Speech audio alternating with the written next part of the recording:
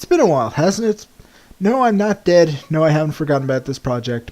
I just ran into several really annoying snags that I'd really not bother you all with the details on. To make a long story short, I went home for a couple of weeks. I kind of ran into some problems getting back. And on top of that, I've essentially had the month from hell. But all that unpleasantness should largely be behind me, so I can finally progress on some LP work. Hopefully, I'm crossing my fucking fingers.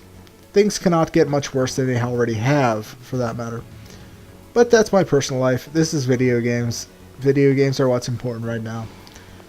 So continuing on from the temp save, this right here is just explaining the D-dive ability, which is the thing that was occurring in the last battle, the one against Bosch.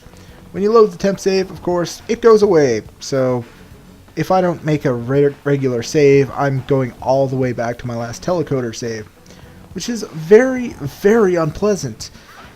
And I do not want to do that, so you want to make sure that you don't get a game over when you save that way. Or, you do not want a power outage or some random bullshit getting in the way, because temp saves can be really fucking annoying. Of course, they're pretty much the only real good method of saving sometimes. So, there's that. And with this version, you do kind of have to budget your saves just a tiny, tiny bit. And you're noticing the counter in the corner. Yes, it's still there, and it's going to continue being there for the remainder of the game. It's not going away, folks, and if it hits 100%, I am thoroughly and completely fucked. I'm attempting to do a little trick here. If you do this a certain way, you can actually lure the enemies over there into this area, and then you could shoot them with Lynn's weapon. You can do this in a couple areas of the game, but this is a good area to do it since the enemies are really, really strong. But the game just doesn't want to cooperate with me, so no matter how much I'm trying to do something here, it's just not going with me. The bait and stuff like that can kind of work because sometimes they do move between walls. They kind of detect it through certain objects, like this little knee-high wall here. Kind of makes you wonder why they'll just jump over those cards. They're really small. Hell, your party member should be able to do that. As for that counter, it's going to go up when we're walking around, every time we get a turn in battle, every time we use our D-dive ability, every time we use the D-dash. There's a couple other things that cause it to go up, but for the most part, just anything that you do in the game will cause the counter to increase. That's pretty bad because, if it hits 100%, no matter what your stats are, no matter how you're set up, it's game over. And you have to go all the way back to the beginning of the game and do the whole thing over. This part right here, don't run through. This is a good game to avoid the whole running part, because they will hide enemies in really weird places and just try to fuck with you. And that's a really prime example of that sort of thing. Keep some bait around as often as possible. It's good for luring enemies out of hiding, and if you're unsure of an area, just toss some bait in, and if it gets any attention, then chances are, yeah, they're hiding something. By the way, the R2 menu on square for Nina, it erases her magic circles if you want like a quick way to do that. On Ryu, it activates his D-dive, and on Lyn, it allows you to scan the enemies. I'm laughing to death actually helped me out on that one. He pointed out some of the details on the game. Also, when you're in towns, depending on which character you are using as your sort of in-game party avatar, the one you're walking around with on the field map, sometimes certain characters will react to you differently, but I can't recall any specific ones that do right now. These rust phages here, their major gimmick is that they lower your stats and then they hit you. They're really weak normally, but if they can get that rust armor attack down that lowers your resistance and all that, then they become really high damage enemies. Fortunately, you can get that ability for yourself, and there are a few instances where it's actually somewhat useful, but for general party purposes, it's not all that great. Here's the scan ability. This is showing the items it's carrying. It shows a general description of the whole thing and the various elemental weaknesses, elemental immunities, and all that other wonderful stuff. So think of Lyn as your really technical fighter. She scans enemies, she does ranged attacks, she can cause statuses. That's her whole gimmick and all that stuff. Nina's a pretty straightforward mage. She can attack with magic, she can set traps, but she can't really do a whole lot of physical attacking. And Ryu, of course, our generic warrior guy. He has high defense, he rushes in, he attacks stuff. So, for the most part, you want Ryu up front, taking the hits. You want Lyn somewhere in the middle, kind of sniping people and whatnot. And then you want Nina somewhere behind the two of them. This is one really annoying thing about the Pet's battle system. It sort of has a really weird range of which enemies come into the battle. And sometimes the enemies are really, really far outside of your range of movement, and they're really hard to hit, so the battles can kind of get drawn out a little bit longer than they should be, just because they put an enemy in that you can't really reach properly. Just because it happened to be in sort of the same general area as an enemy that you actually attacked. Kind of annoying. Kind of annoying. This game isn't perfect by any means, of course. I do greatly enjoy it though. It's really challenging, the whole timer thing, the D timer, you know, that little thing in the corner. That really, really makes the whole game a lot more tense, because you have to figure out when to like properly use that. And the game gives you like a ridiculously powerful ability right from the start. I can D-dive in all of these battles if I wanted to, but if I did, my D ratio, or D counter rather, would go through the fucking roof, and I'd be dead in no time at all. And this is a decently lengthy game. I'm estimating this whole LP in total is probably going to run somewhere in the neighborhood of 10 hours. Maybe as high as 12. I'm not completely sure. It's been a really long time since I played this game, so I'm really just estimating the whole thing. Here's the little lantern bat status. I'm going to attempt to show at least a couple enemy statuses, although I'm not going to give Lyn a turn every time possible, because that does increase our counter, and also it'd be a little bit boring to watch me just make Ryu sit around for an entire turn just so I could scan an enemy. For these enemies, Jolt is a really good option. It has a nice, decent range. If you get the enemies grouped together, like say with some bait, then they're easy to AoE attack.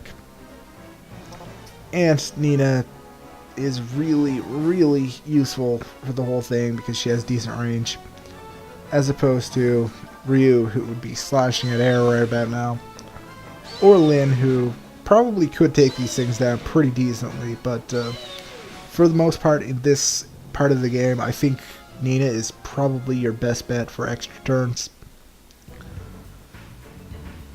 Lyn and Ryu, it's all down to preferences, but for certain enemies you want Nina a lot more than anybody else. I tend to use either Nina or Ryu most of the time for preemptive strikes. That's just the way I roll. It's just the way I roll. By the way, the video might be a little bit long this time around. That's because I kind of cut the recording partway through towards the end of this video, and I'm going to like start fresh on like the next recording. That's all sort of another recording, but I'm going to cut that one up into pieces. I didn't think it would be a good idea to cut one 20-minute piece and then one like 10-minute piece or a 15-minute piece and something else. So I just decided, fuck it, I'm going to upload just the 27-minute piece, just for the hell of it. If you don't want to watch the whole thing in one sitting, just, you know, get a general idea of where you stopped. Go away, you know, do whatever the hell you're doing in your life.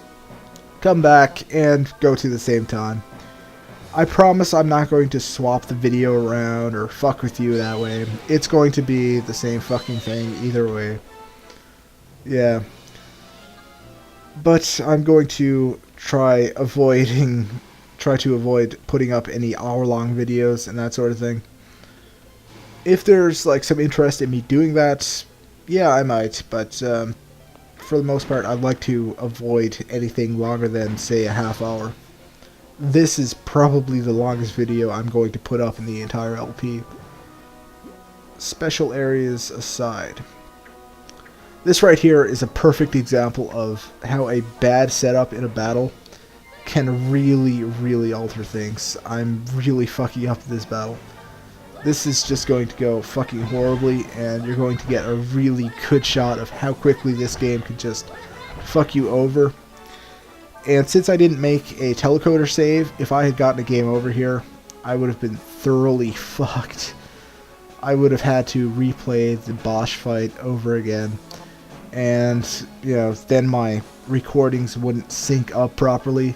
They wouldn't, you know, some of my more astute viewers would probably notice the fact that I'm kind of cheating a little bit on the videos. I'd like to avoid that. So instead, I'm just going to try to keep the whole thing going. Yeah, I actually did make it fairly far. This update may be a little on the long side compared to some of the other ones. I try to keep one dungeon and one boss fight per update, or thereabouts, and this is a fairly large stretch of game. It's pretty grind heavy, there's a lot of exploring, it's very easy to get lost in this area. I kind of dislike this particular chunk of the game because it just seems like it's trying to confuse you a little bit. There's not a whole lot of clear direction on which way you're supposed to go. They just dump you into this room with multiple exits, and you're just supposed to figure out which one's the right one. Obviously, going certain ways has their own benefits, like the paths I'm taking. They all have their own reasons for being there. You're noticing that I'm picking up like a bunch of equipment and that sort of thing, and I am getting a little bit of extra experience points. Of course, in this game, experience points isn't really all that important.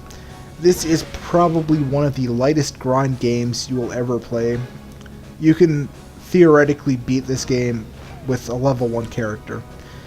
It's all about proper strategy and that sort of thing. The only really difficult bosses are largely scripted, and, you know, if push comes to shove, you always do have that D-drive ability to fall back on. So that's nice. So if you're budgeting things right, you play around properly, you could, in theory, complete this game without fighting anything. Just level 1 character. I'm not even sure if level 1 would actually be correct. You'd probably gain quite a few levels just from the bosses, but you get what I'm saying. No grind, you can run from all these enemies. I'm just fighting them for the sake of completion, because I kind of want to get my hands on some of the items that they're lying around and all that stuff. And because, well, it gives a little bit of strategy in case somebody else wants to take on these particular enemies. These guys are really, really fucking nasty. As you can see, I'm now down to 1 party member. Notice how quickly that went bad, and to make matters worse, the only party member I have left standing is fairly weak and is frozen in place. Fortunately, I did have the item to recover myself, which can be a little bit annoying because you do have very limited inventory space. So if you're not carrying that item, you just have to sit there and watch as they rip your character apart. It's very distressing. This game can really be a dick at times, and really, really fucking hard. But it's hard in a kind of different way. It doesn't just throw bullshit powerful enemies at you, or give enemies 1,000,000,001 hit points. It actually tries to sort of be strategically difficult. Now this time I'm actually going in with a decent strategy. I'm putting bait in a certain area, I'm setting up bombs, I'm luring them into certain positions, and I'm starting to think a little bit more strategically about the whole thing. See, I just took a shitload of health out of them, and now I'm going to start pushing them back. This way, they expend AP when they move around, so they can't attack quite so much. On top of that, I'm going to keep my party members away from each other so they're not quite so clustered up, which is good because Wild Swing has a nice big reach. And if I could keep my party members back there, with Ryu sort of functioning as a shield for the party members, and get my nice little trap set up here with Nina, then I should be largely fine. At least, that's the idea. G-Flare is an extremely useful skill. You're probably going to use it more than anything else. And again, don't be afraid to use healing items. They don't use up turns. They don't use up anything. So, just keep a healthy supply of healing items at all times. They're really overpowered, the whole item system in this game. But that's good, because in a lot of RPGs, you never really touch the item system. I've gotten through entire Final Fantasy games without using a single potion.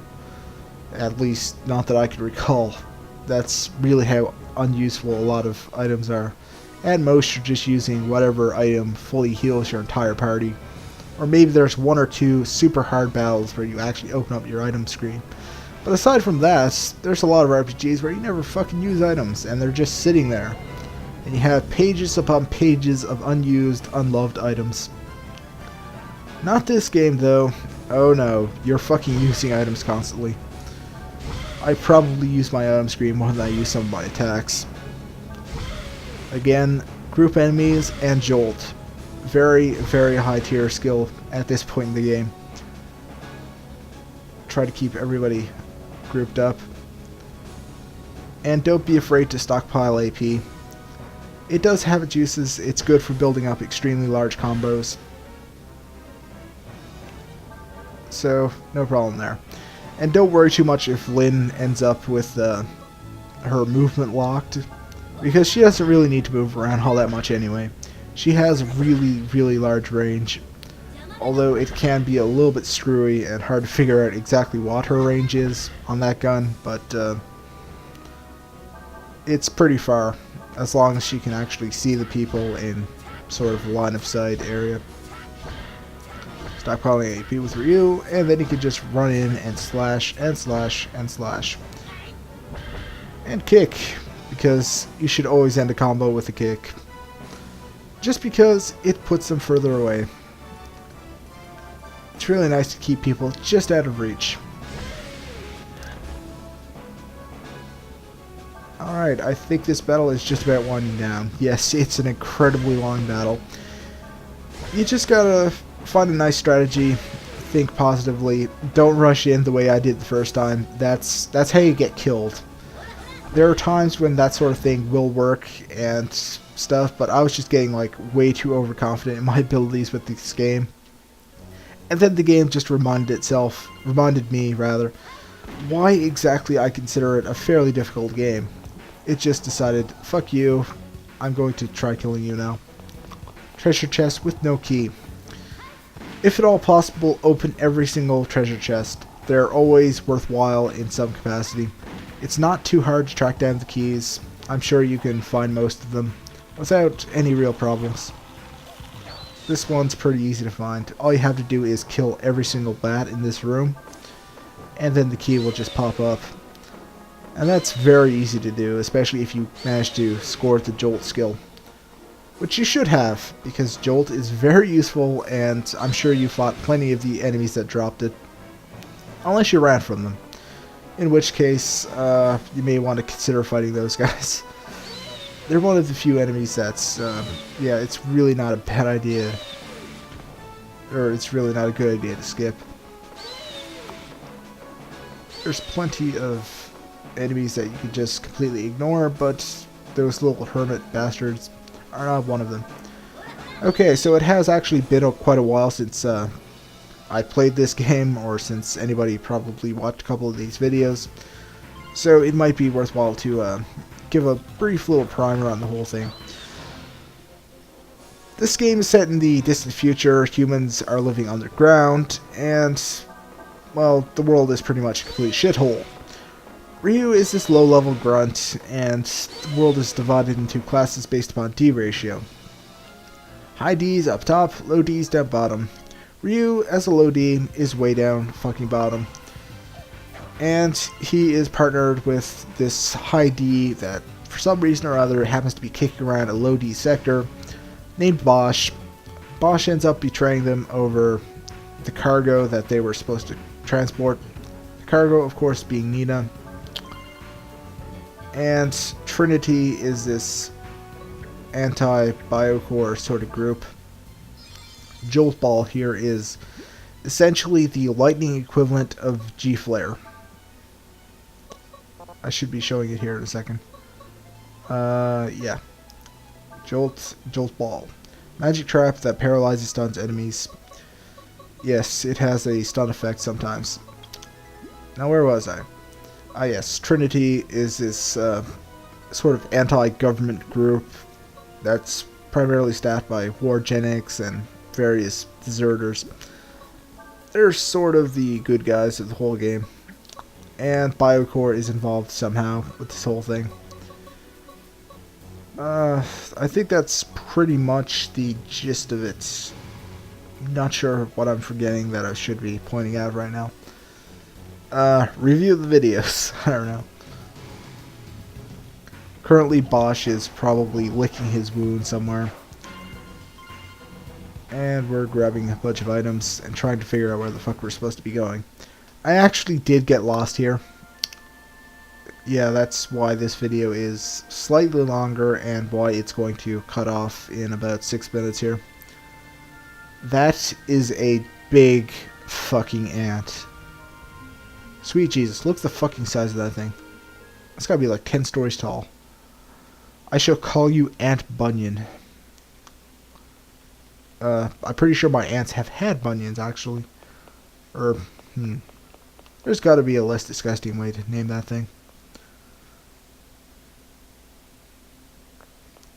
This area should look familiar. I didn't realize it when I was walking through, but this is actually where that boss fight happened with Bosch and those other guys. I wouldn't go against government rules. Okay, 570. Yeah. Basically, just more world building. The low Ds are being treated like shit by the high Ds that are running things. I saw the Rangers fighting a monster, and they lost. The monster was me. Identifying a bunch of weapons. And for our work, we get a sleep check +2. Higher defense, but it decreases your movement. The armor tends to come in 2 varieties. There's light armor that allows you to move further, but it has weaker defense.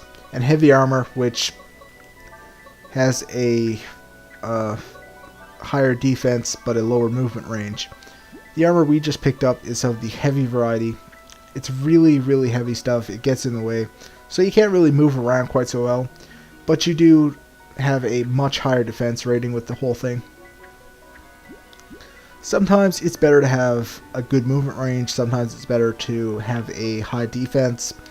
Sometimes a middle ground is pretty good. It all depends on what enemies you're fighting. Fortunately, you do have 3 slots, so you may want to go with like a nice middle ground weapon. A nice high movement weapon. And a nice heavy weapon. Or armor piece, or what have you. Pretty much all the weapons fall into one of those categories of heavy, light, and sort of a middle ground. Yeah, just more inventory management. There's a lot of shit that I need to figure out, and my inventory is still really, really lacking. Should buy. No, I really want to buy something. NPC dialogue everywhere. What I was trying to do here was I was trying to show off the feature that I was told about, where if you talk with a different party member active, it'll have different dialogue. Here's another look at the weapon shop. I just decided to take a little look through, just to see if there was anything I was going to consider buying. For the most part, you do not want to buy weapons, and if you do buy something, sell something that you have, so that way you more or less break even. Money can be very hard to come by early on, and I don't really recommend buying much in way of equipment overall in this game. The best equipment can easily be found just lying around all over the place, and the equipment is fairly expensive, the really good stuff. Plus, there are better weapon and item shops later on that, well, it's kind of hard to explain, but it's going to be shown off in the very end of this set of videos, hopefully. Hopefully I get around to that part. Okay, I think I'm just about done here. We have our various stats, recovering items, like the wake up and the antidote. I bought a couple antidotes because I have a feeling I may need them soon enough. There's telecoder, but I'm pretty much wandering around because I'm trying to figure out what the fuck I'm supposed to do. Am I supposed to go back the way I came? Am I supposed to go some other way? And I was just completely fucking confused because there's no real indicator of which way you're supposed to go. At least not that I can recall. There could very well be a way that's supposed to tell you, you know, go this way and that's how you get to wherever. But it just wasn't coming to mind. Back that way was the waste shaft. That's where we climbed back up after Lynn blew up our train and we fell down the pit. It's where we rescued Dina from that Cyclops. The Cyclops that apparently was on our side. Ryu, you killed somebody for no good reason. You dick. Oh, Ryu, that Cyclops probably had a family. And you killed him. Why do you kill everything, Ryu? You and your fancy glow sticks on your forehead. Fucking glow stick headband. Seriously, why do his glasses glow like that? Does it make it easier to see out? I don't get it. Whatever. Okay, going to make a temp save by this huge fucking ant here. And come back, and I'm going to actually know where the fuck I'm supposed to be going. So tune in next time when I continue through the tunnels and get somewhere. Finally.